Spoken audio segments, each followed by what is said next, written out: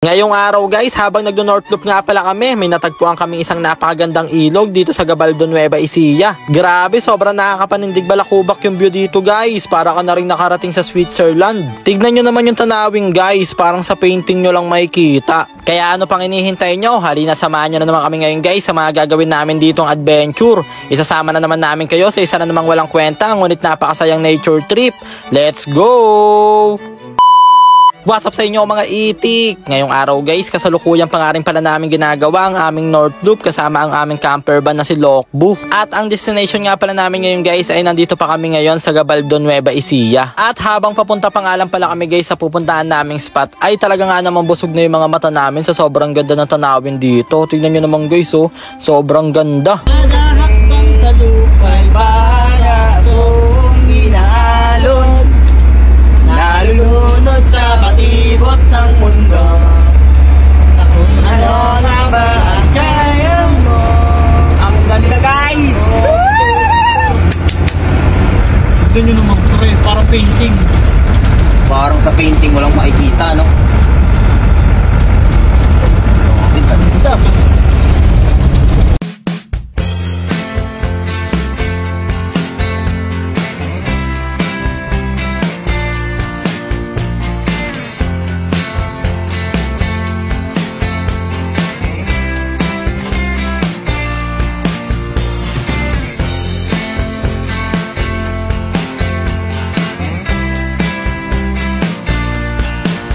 At ayun nga guys, sobrang ganda rin na napuntahan namin kanina, pero tinry pa nga pala namin ngayon lumipat dito sa Calabasa River. Mas prefer kasi namin guys yung nakatabi sana si Lokbo sa tabing ilog talaga para napaka-aesthetic pagmasdan. Kaya maya maya lang, ayan, makikita na natin yung I Love Gabaldon at sobrang ganda dito guys. Grabe guys, tignan nyo naman yung nakita naming spot dito. Parang ano, parang panaginip lang, no? Parang sa mga ano man na nakikita ay dito. Kapag na-sleep paralysis ka ganyan. Oo, mga ganun lang. Ano ka panaginipan pala yung mga ganitong lugar eh. Sa mga poster lang, sa mga painting. Para kang nasa ano to, Switzerland. Oo, Switzerland. Andito lang yan sa Nueva Ecija. Sa Gabaldon. Gabaldon, Nueva Ecija na to guys. Solid. At ayun na nga guys, maya maya lang may nakakilala pa nga pala sa atin dito na isang kaitik natin. At ayun si Kuya guys, grabe, meron siyang gininto ang pusod. Napakabait niya ni Kuya guys, binigyan niya pa kami ng dala-dala niyang kamote. Ay, salamat po. Thank you po. Ingat po kayo. Thank you. Salamat po. Ingat po. Maraming salamat nga pala kay Kuya sa binigay sa aming kamote. Meron na kami pang almusal bukas ng tanghali. At speaking of tanghali, ay tanghaling tapat na nga pala ngayon guys, kaya sobrang init ng panahon. Kaya ayan, sinet up na nga pala namin ang aming owning. At ayan, nilabas na nga rin pala nila baron or pinalapad na nila ang aming solar panel para mas malaki ang mahigop na itong enerhiya. At ayan guys, dahil madumi-dumi na nga pala ang aming solar panel, ay ayan, minap na nga pala ni palang Tito Mer para luminis at para lumakas yung pagsagap niya ng araw. At ayan si Mingming guys, kahit sobrang maaraw, talagang ligon-ligo na. Meng, lamay ka na, Meng? Lamay na si Mingming, oh. Ha? Oo nga, maya na, Ming. Kasi ano po may ginagawa pa, Ming. Kaya mo na tayo, Ming. Ha? Oo nga, sabagay. Oo, sabagay. Medyo rin. Pero, Ming, may tayo dito. Ano? Lamay ka na? Lamay na si Itik, oh. Pasikat kami.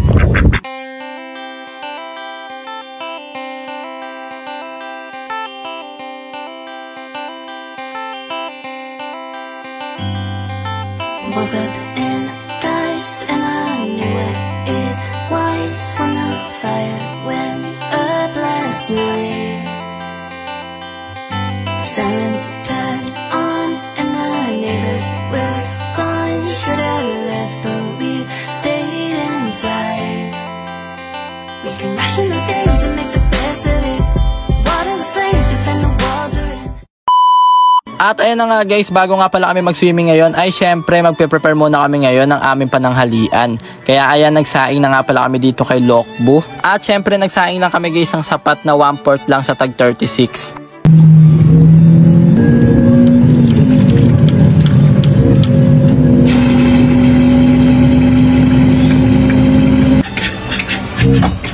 Girl Angelica. At tignan nyo naman guys, sino ba namang hindi sisipagin magsaing kapag ganyan yung makikita nyong tanawin. At ayun guys, after nga pala namin magsaing ay ipiprepare na nga pala namin ngayon ang aming uulamin. At ang uulamin nga pala namin ngayon guys ay sinigang na manok. Matagal-tagal na rin kasi kami nagkikrave sa sinigang guys. Saktong-sakto naman ngayon, masarap humigop na mainit na sabaw. Kaya ayan, naghiwa na nga pala si Joban dito ng sibuyas. At naghiwa na rin pala siya ng bawang. Kaso nga lang guys, wala nga pala kami nabiling kamatis kaya all goods na yan. Mukhang masarap pa rin naman yan guys kahit kulang yung mga confidence. At ayan, dahil sinigang nga pala yung ulam natin for today's video ay ayan, naghimay-himay na nga pala si Joban dito ng gulay na kangkong. Napakadali na naman na itong lutuin ng sinigang na manok guys, kaya kung gusto nyo rin matuto ay manood kayo na maigi at ituturo namin sa inyo ngayon ng tutorial. Syempre, first of all sa lahat ay hugasan muna natin ng gulay, tapos isalang na natin ngayon yung manok na may tubig, bawang sibuyas, kamatis at lagyan na rin natin ng mga confidence. Isalang lang natin siya guys hanggang sa kumulo at kapag kumulo na ay lagyan na natin ngayon ng pampaasim. At isusunod natin dyan ng gulay tulad ng okra at kangkong. At ganun lang siya kadali guys, napakadali lang, papakuluin lang natin yan at kapag kumulo na ay kainan na. Let's go! Baron, kakain na! Kakain na guys!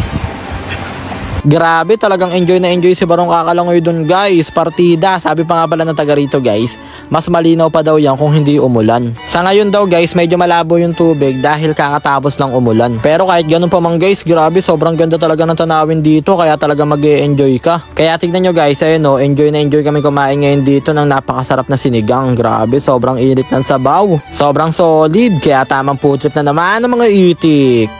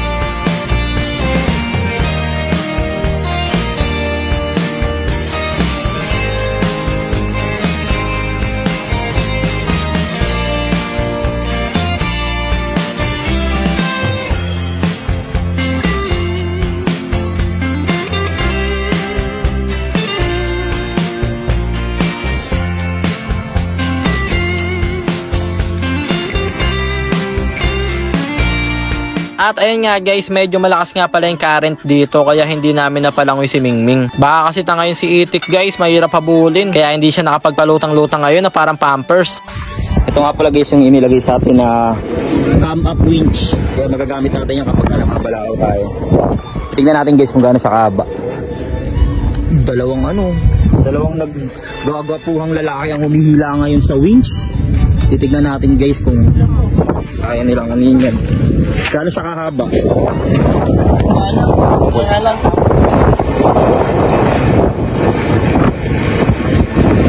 Pinapula na. Warning na pinapula chong. Wala yun. Ang haba! Okay. Ha? Lock. Yan. Okay, pipigilan nyo ha. Papaano kayo na? Okay. Dire-diretso chong. Pigilan nyo. Okay, pigilan nyo. Hindi naman yan to. Okay, pigilan nyo. Pigilan nyo. Yan, sige. Sige chong, dire-diretso mo chong. Hindi nila kaya guys. Kaya. Oh, dadagdag pa isa. Sige, sali ka na. Oh, sige, try nyo. Pigilan. Ito pa isa. Sige, pigilan. Sige, pigilan nyo. Pa-start mo nga to para umano yung battery. Sige, pigil.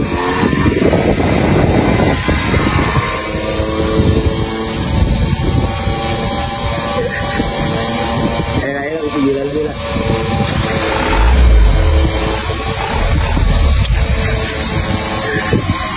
Yes.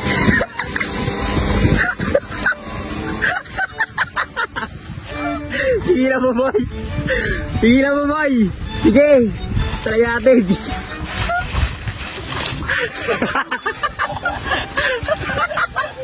Kaya sa iso. Hindi nyo pala kaya eh. O, isa, try pa. Sagad. O, sagad daw, sagad. O, ayan, sige, marami sila. Ayan na. Wala talaga guys, di talaga umubra. Ayan na. Ayan na. Hirap na sila.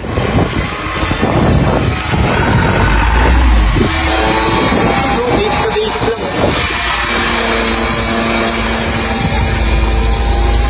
Suko na kayo?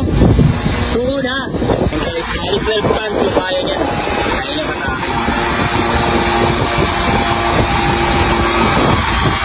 Okay, nakalog na tayo.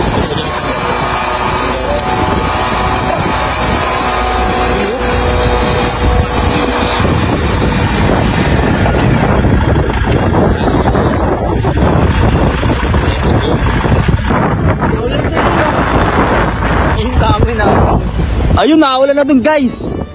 At ayun na nga guys, maya lang mukhang uulan na. Kaya nagligpit na agad kami guys para makasibat na. Kaya umalis na kami guys. Ipagpapatuloy na ulit namin ngayon ang aming paglalakbay. Total, nasayang na naman namin yung 11 minutes ang inyong buhay. I love you all.